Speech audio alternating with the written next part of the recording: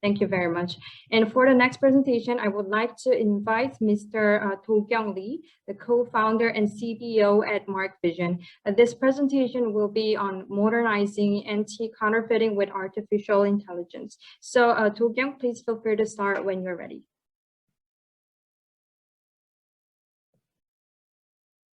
Thanks for your kind introduction.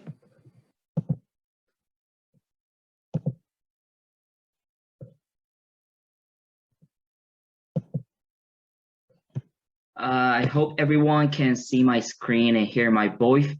If you can hear me, please let me know. Hello, everyone. I would like to start by briefly introducing myself. My name is DK Lee, and I'm the co-founder and chief business officer at Marqvision. Today, we've had multiple speakers providing thoughtful insight into the counterfeit market. And what we know from this informative session is that counterfeiters are largely moving online. And that now, when we speak of anti-counterfeiting, online monitoring is a critical component. In accordance with this shifting trends in the counterfeit landscape, I would like to introduce and discuss a revolutionary AI solution to anti-counterfeiting that can efficiently and effectively tackle online counterfeit listings at scale. First off, I'd like to start with a brief introduction of our company, Marqvision, then explain what AI-powered anti-counterfeiting is and how automated detection and enforcement works. Following that, I'll delve into the AI technology that is used in the process to provide a better understanding of exactly how manual anti-counterfeiting measures can be modernized with artificial intelligence. To quickly introduce ourselves, Marqvision is an AI-powered brand protection platform that uses artificial intelligence to automate the process of detecting, reporting, and removing counterfeit listings online. Co-founded by Mark Lee and myself back in 2019, along with multiple MIT PhDs at Harvard Innovation Lab, Marqvision is currently backed by Y Combinator and SoftBank.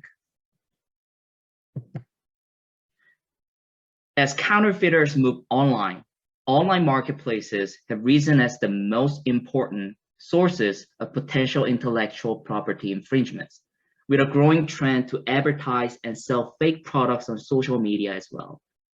As follows, Marqvision covers 100 plus online marketplaces and social media platforms all around the globe, with an especially strong Asia focus.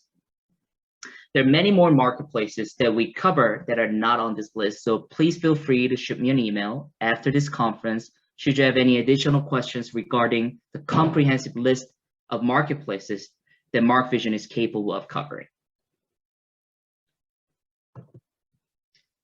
The big questions to saying we have modernized anti-counterfeiting with artificial intelligence is how. The AI-powered counterfeit removal process can be explained in 3 simple steps: monitor, remove, and evaluate. Once our AI scans through hundreds of online marketplaces to automatically detect tens of thousands of infringing listings, our bot-powered automated reporting system files reports to the marketplace on which each listing is being sold. Then an analysis of all key performance indicators and insights, such as total number of detected fakes, total number of removed fakes, and total monetary value of removed items, are all auto-generated so that brands can reference the data for their business expansion and strategic decision-making plans. The traditional anti-counterfeiting method involves creating brand protection departments or turning to external consultants and law firms to manually search for counterfeit listings across hundreds of online marketplaces and process the relevant paperwork. The entire procedure, from searching, assessing, and collecting to analyzing result, had to be done one by one, all by hand. When artificial intelligence automates this entire process, brands can significantly save time, reduce cost, as detection only takes a few hours to bring in 10 times as many listings compared to the amount that could be handled by multiple full-time employees on the job. This can be said to be a true process innovation in that AI automation not only simplifies the repetitive and tedious manual chores of counterfeit detection and reporting, but also allows companies to focus their resources on more high-value creating activities. Marqvision's AI detection technology has two components. First, deep learning-based image recognition, and second, machine learning-based semantic analysis. Let me start by explaining our deep learning-based image recognition model. Once a brand decides on the products that it wants to be protected, Marqvision AI is fed with all relevant information about the product, including images, pricing, domain, stock prices, stock numbers, and etc. Deep learning image recognition is used in the first part of detection, when Marqvision AI scans marketplaces for all listings that contain images of the protected product. The image in the listing can be a different variation of the image that the AI has been fed. Nonetheless, it will still be detected. The thing about deep learning technology is that as it scans through millions of product listings to quickly find potential counterfeits with images containing the protected product or logo, it can discern the slightest discrepancies in image details and determine similarity to the original product. In determining whether a monitor result is a potentially infringing listing, Marqvision AI also uses semantic algorithms to analyze keywords, product descriptions, customer reviews, and price. This is based on machine learning, which means the AI ongoingly self-improves detection accuracy as it recognizes patterns in counterfeiting listings and uses this information for future detections.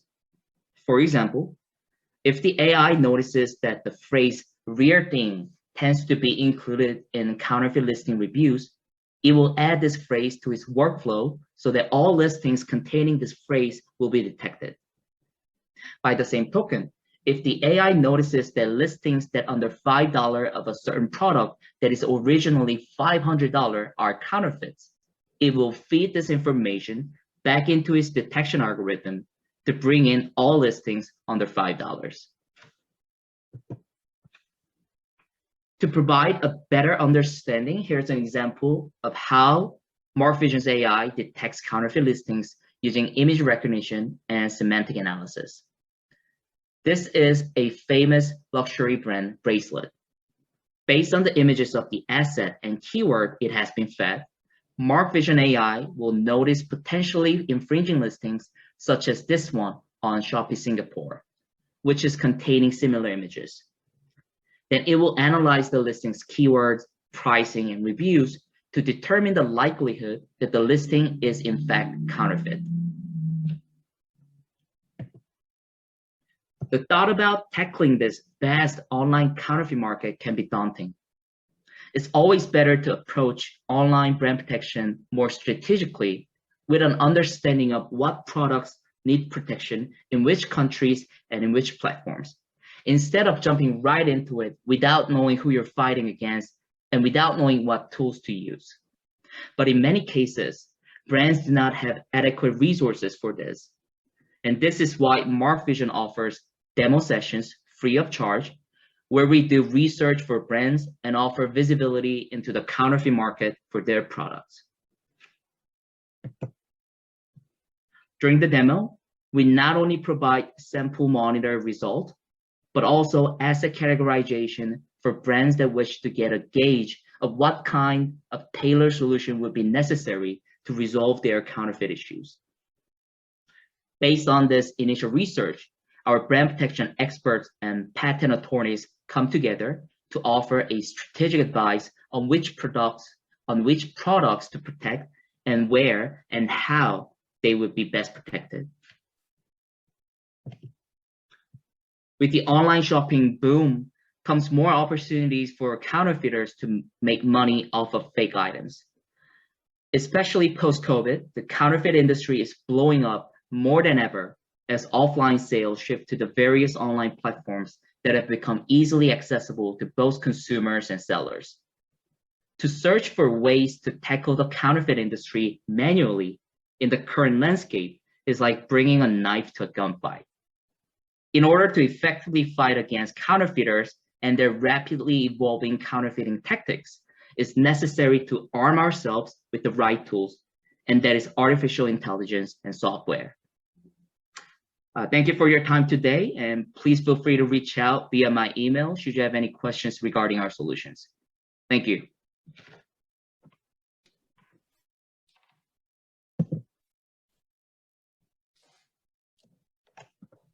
Thank you very much for your presentation, Dokyung. It is true that we cannot like handle the counterfeit goods one by one, which are like tremendously uploaded on online platform. And it's very interesting to see that by using AI, your algorithm automatically scans image, text, and price the products and filter out the suspicious one in efficient way.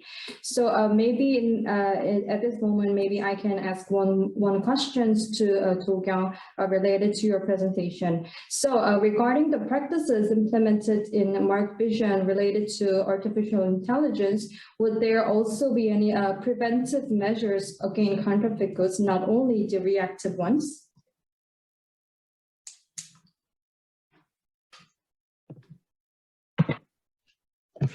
I just got disconnected. May I take that question again? Of course. So regarding the practices implemented in Marqvision related to AI, so would there also be any preventive measures against counterfeit goods, not only the reactive ones that you presented? Right now, our solution is focused on the reactive measures. Okay. If brands are having headache or if they're having trouble handling counterfeit issues on online marketplaces, that's the right timing when we come in, when our analysts and consultants and IP attorneys come in to analyze their brands, analyze their current counterfeit landscape to offer them a strategic advice and tailored methods of dealing with counterfeit issues. Yeah, okay, thank you for your answer. I think that is also informative to audiences as well. Yeah. So the final presentation for today.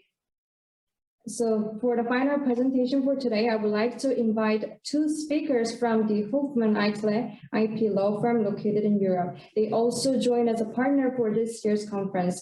So since we only have 20 minutes for the presentation, we will not handle a Q&A session today, but will deliver questions to speakers afterward. So the first presentation will be delivered by Ms. Ersilia Caló, an Italian and EU trademark design attorney. The presentation will be on what does an entertainment software app has to do with a business cloud. It will be followed by the presentation from Mr. Luis Soriano, Spanish and German attorney at law and European trademark and design attorney. The Luis presentation title will be Current Overview of Practical Legal Instruments in the Field of Anti-Counterfeiting in the EU. So Ersilia and Luis, please feel free to start when you're ready.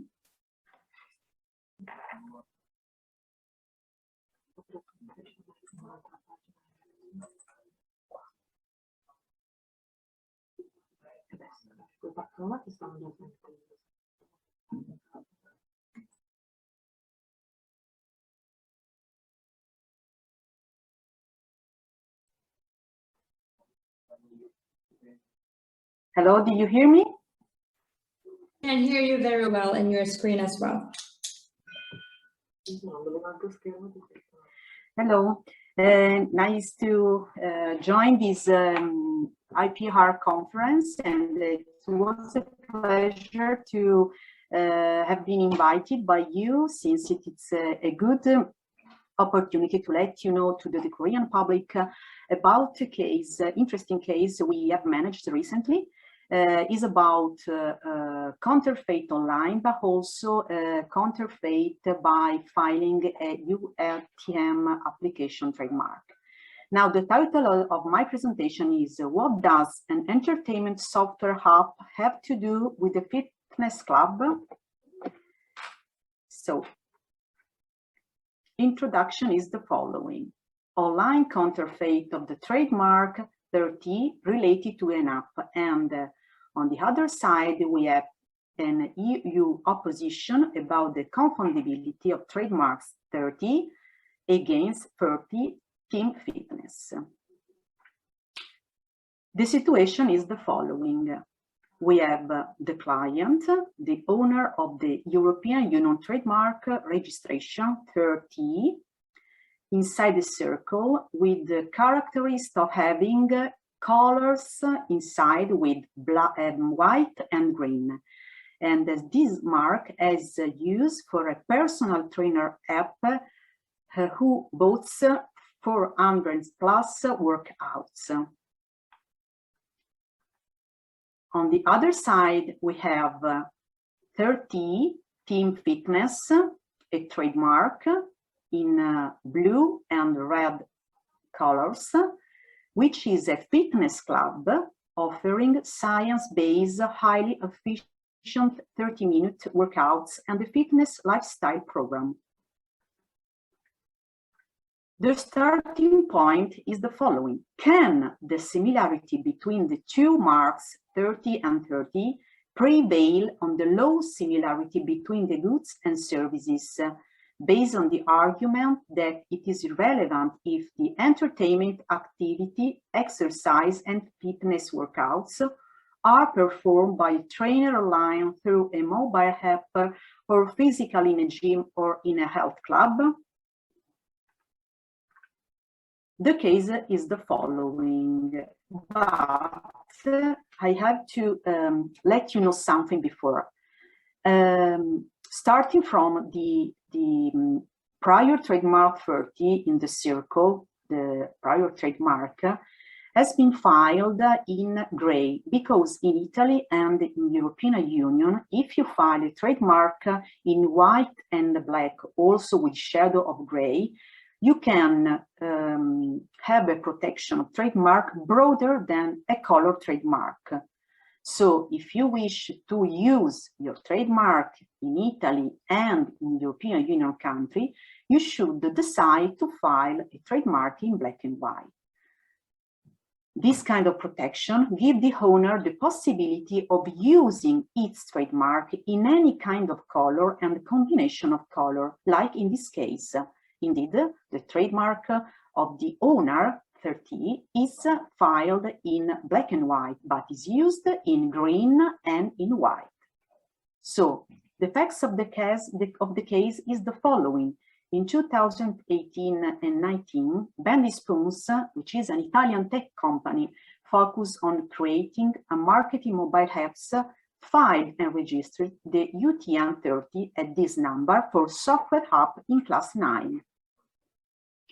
In 22, Bendy Spoons traced the use of the mark 30 Team Fitness for a fitness club by the German company Halsbeck Sports Hub on the internet.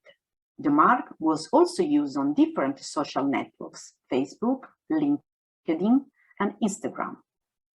So, at the same time, the Team Watching Service traced the publication of the European Trademark 30 Team Fitness, which was filed on February 2020, inter alia for health club services, health and fitness training in class 41 by the above German company. On April and July 2020, Bendy Spoons immediately filed an opposition before the WIPO office and at the same time sent to Halsbeck Sports a cease and desist letter, which the request of stopping the use of the mark 13 retrieved. On August 2020, Halsbeck Sports replies no, arguing that the marks were not confusingly similar in relation to the related goods and services. So, the consequences are that the opposition went on before a WIPO. The claims of the opponent on which we based the opposition, and of course on the same arguments on which we sent the cease and desist letter, was that the two marks are confusingly similar since they share the same ordinal number 30. Indeed, in any of the European country, 27 now, because UK after Brexit went out, are the general a general number in which any kind of consumer can recognize this number. So conceptually is the same in any kind of language and in any kind of country. The prior method has acquired distinctiveness and reputation since it has been extensively used in Italy and in the other European countries during the past 2 years, which we prove in many documents for a personal trainer app. I have to say something about this acquired distinctiveness and reputation of the mark, because indeed, during the examination process of this trademark, the examiner of the KIPO division decided that this trademark is not so original to be used and registered for an app in class 9. Indeed, we received 3 different opposite actions, and we replied arguing about the acquired distinctiveness and reputation of the mark, proving a lot of use in any European Union country. Now, in this proceeding, in order to prevent that the counterpart could attack us on the weakness of the trademark, of the prior trademarks, we decided to collect a lot of proofs in order to show the acquired distinctiveness and reputation. About this point, I will return later after the decision. So, the other claims of the opponent was good in class 9, entertainment software and game software, which are similar to services opposed in class 41. IDEST training services relating to fitness health club service, health and fitness training, as, in our opinion, it is irrelevant if the entertainment activity, exercise and fitness workouts are performed by a trainer online to a mobile app or physically in a gym or in a health club. The goal of both related goods and services is to provide workouts and entertainment. So, the last September 29 decision was issued by EUIPO, and the opposition was upheld for all the contested services.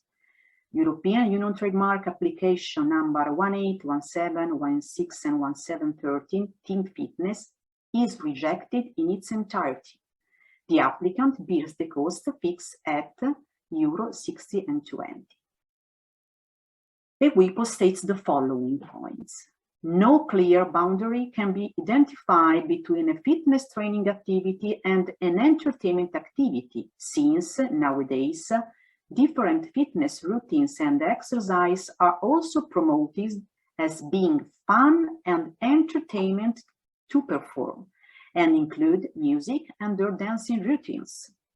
Based on the claim that the fitness game software available for computers, mobile phones or gaming consoles that interconnects fitness and entertainment are well established on the market. Another important issue which is related to what I have said before is that in this decision, EUIPO decided that no relevance about examining our proofs of use related to the acquired distinctiveness of the mark, since EUIPO was already happy about our arguments. So, for economical reason, decided to not to take over about the examining of the proofs of use. So, in this sense, we obtain a good result, not only for the aim of this decision, which is, of course, the client won the opposition and is succeeding in rejecting the trademark opposed, but also because this decision can have legal effects. The EU decision is important also for acting as counterfeit and passing of action offline and online, and requesting and obtaining the closure of the websites and the social networks of the applicant. So, my recommendations are always the following. Make sure to register your trademarks. Make sure to always use your trademarks and store your proofs of use, because you can't know when and how any kind of third party can ask you to prove the use of the trademark. So in order to prevent any cancellation action or any kind of objection, you should collect the proofs of use of your trademarks. Furthermore, please make sure to activate the trademark watching system, as well as to activate an internet brand protection service. Make sure also to activate an app watching system on trademarks. If you can reach all these recommendations and you put in here, your IP rights will be protected against fraud. I wish to thank you for your attention, and of course I remain at your disposal for any request on or further consulting, and you can contact me at this email you can see below. Many thanks. Bye.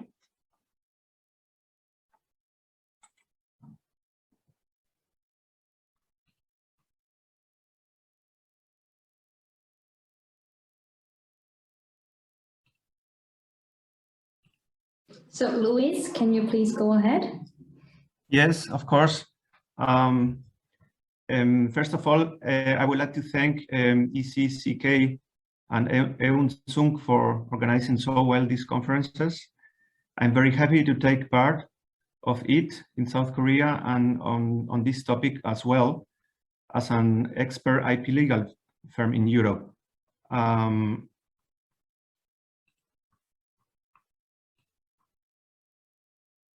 So now,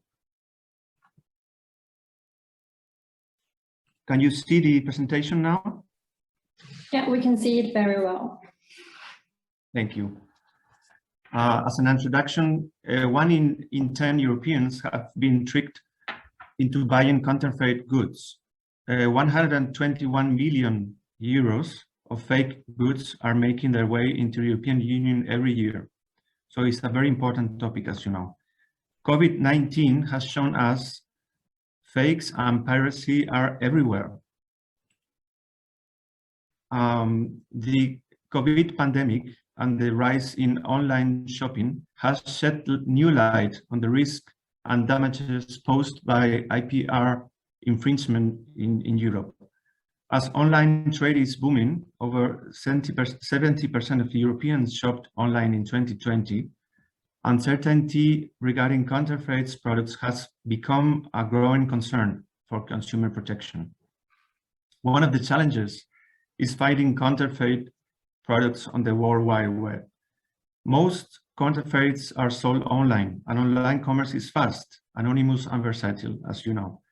As you can see here in the chart, only 1% of customs authorities manage to inspect of products or counterfeit products in European Union, and 6.8% of imports from the rest of the world consist of fakes.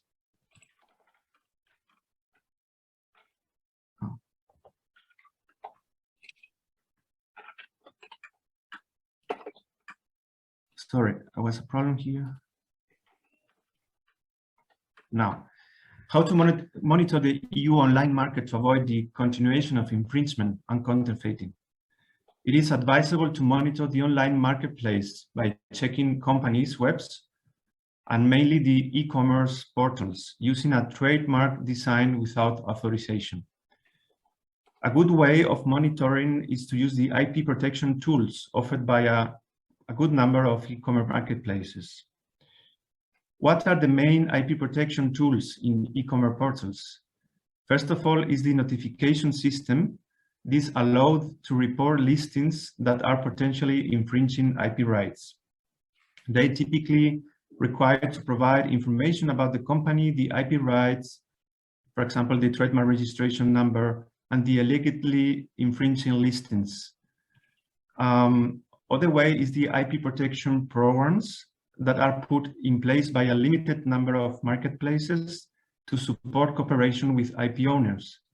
They typically provide a simplified process to notify any allegedly infringing listings and a dashboard to keep track of the notifications and their outcomes. They also facilitate searches for listings that may infringe rights. Normally, a pre-registration is required. The registration is advisable to sign in on the most important portals where the IP protection program is offered.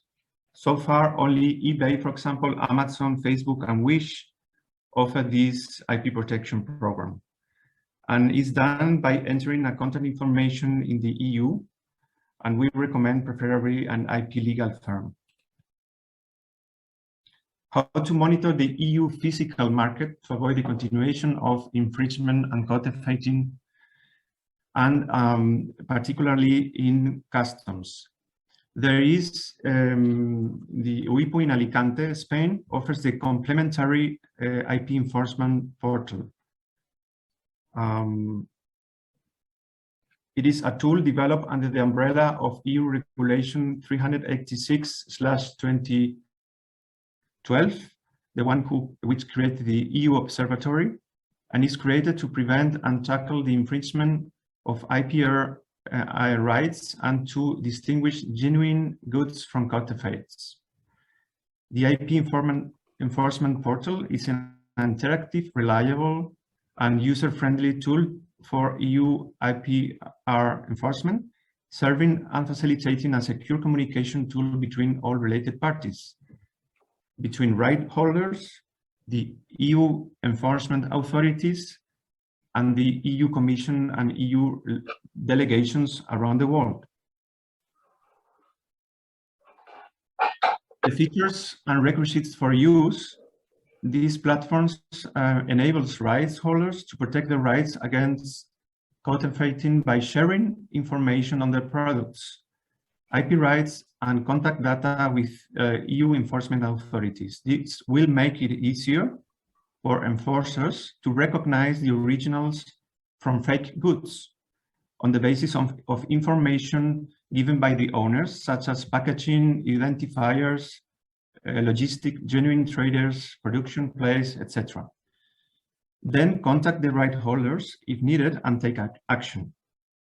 Access obviously is restricted to the right holders or enforcement authorities to prevent potential infringers or pirates from accessing sensitive information in order to perfect their copies.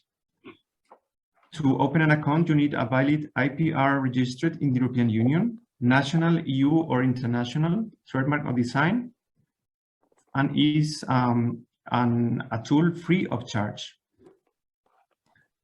Either the IPR owners and its legal representatives can create and manage the account. And for enforcers, one of the main challenges is to find a right holders and contact with them. That is why it's very important to enter this information about the contact in the owner side of or its legal representatives. All EU customs and over 25 police forces in the European Union have access to the IP enforcement portal, including the EU agencies, Europol, and the EU anti-fraud agency, OLAF. The tool, as mentioned, is free of charge, a secure platform, enable real-time exchange of information between right holders and enforcement authorities. The right holder enters the information on the products, and the enforcers can easily access the information with one search in all. This is the dashboard in which you can see the company information, the product portfolio. You can enter the application for action, AIFA. There is a suspicious case room.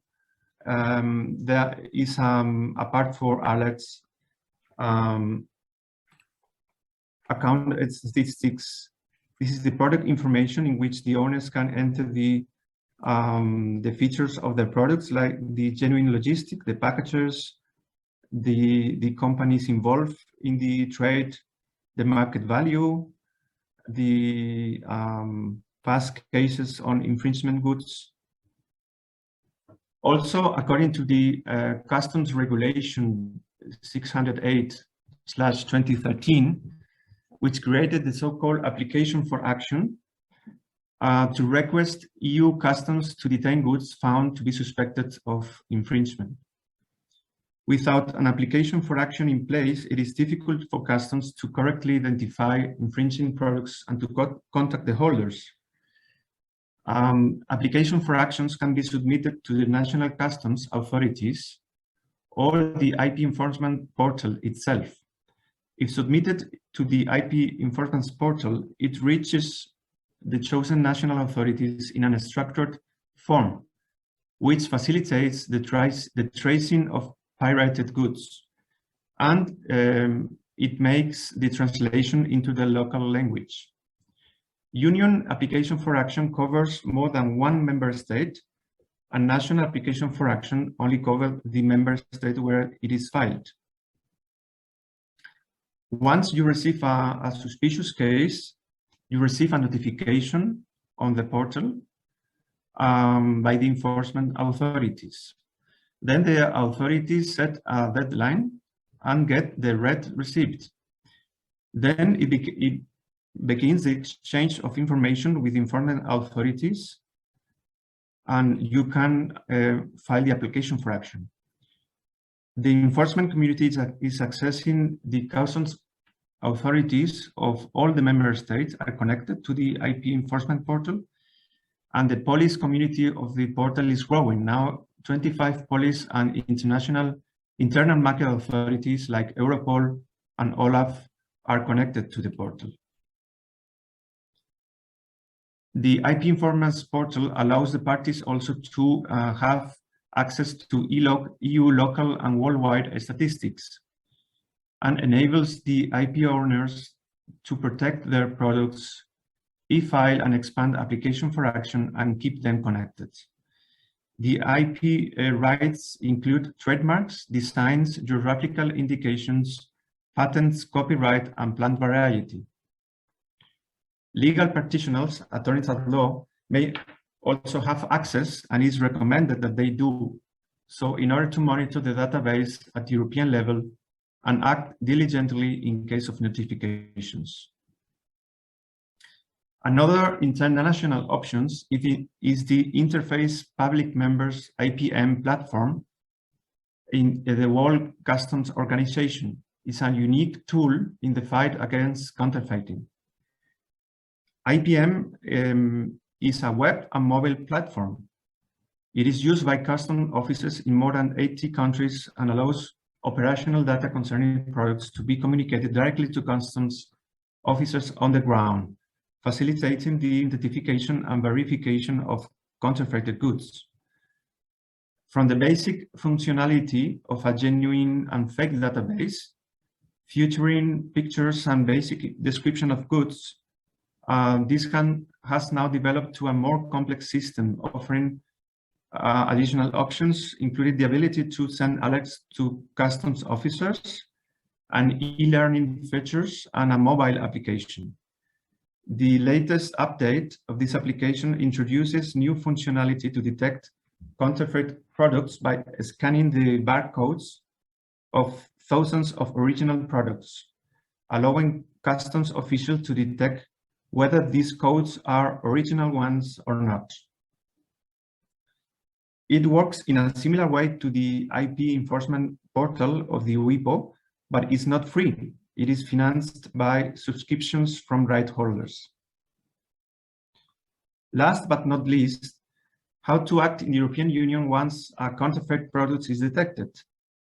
And this is the basic legal overview, how our European Union IP legal system works on trademarks and designs. In the current EU of the 27 member states, there is a unified trademark law through the EU Trademark Regulation 2017/1001 and the Community Design Regulation 6/2002, both administered by the EU in Alicante, Spain. The EU trademarks and community designs coexist with national trademarks and designs of the member states. In civil jurisdictional matters, both European Union trademarks and community designs can be enforced before the EU trademark and community design national courts, which exist in all member states. These national EU trademark and community design courts coexist with the national courts, deciding on trademarks and designs. For civil actions, you should go to either to the community courts or to the national courts in case only national rights are involved. In criminal matters, there is only national legislation in each member state. There is no common or harmonized criminal law in the European Union. Therefore, for enforcement actions under criminal law are only brought at national level using only the relevant national law. Thank you very much for your attention. It has been a pleasure. In case you have any questions, please send them by email, as mentioned by Eunsun at the beginning. Thank you very much. Yeah, thank you very much for your presentation, Ersilia and Luis. It is quite a complimentary presentation that Luis provided a basic information on practical legal instruments in anti-counterfeiting, and also Ersilia provided a specific cases of trademarks infringement related to a software application. Also, I believe that it was in line with our speakers as well. So thanks again for your presentation. So thanks to the excellent presentation by our remarkable speakers today, we were shown the importance of IP and anti-counterfeiting in specific manner. Last but not least, I would like to invite Mr. Christoph Heider, as president at ECCK, for our closing remarks. So Christoph, please hand it over. Okay, good. I think I'm in the camera. So to be honest, I have prepared a speech, but I think I will make it shorter because I just have calculated. You have listened to about 25,000 words from all 13 speakers, and I think I don't have to add more than 500 here. So I enjoyed the conference very much, and for me, every minute was important. So I cannot really name who was the best presentation, etc. But I think it's quite impressive to see the diverse speakers, a very different background, and really everybody here in the group of speakers contributed with their expertise, with their knowledge, with their skill set, and made this conference a big success. I have to agree with also, as Luis said, so Unson and the team did a gorgeous job in preparing, and also the time management is very excellent. So so if I stop now, we are only 10 minutes behind schedule, but this was really great. So about 9 years ago, when I joined the chamber, I didn't know about IPR. And then there was a Dutch guy who was enlightening me about IPR, how important this is. And I have to say that I agree that IPR, but also anti-counterfeiting, fighting anti-counterfeiting is and remains a main challenge. But I was very happy to listen to the speakers today to find out that there are many different approaches tackling this problem. And I'm very optimistic that every year we will make progress. That's why I would like to wish each of you success, constant success in pursuing your targets in IPR, wherever there will be. And for today, I just would like to say thank you for the speakers. Thank you to the audience. And hopefully we can meet next year again, either online, but preferred offline. So thank you very much. Stay safe and goodbye.